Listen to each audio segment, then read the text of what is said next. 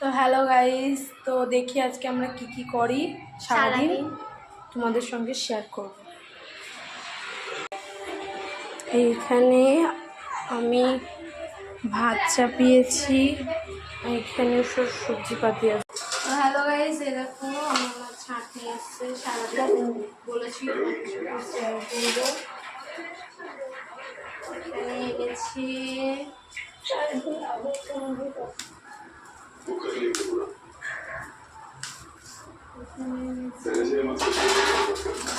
মুরগির ঠ্যাং,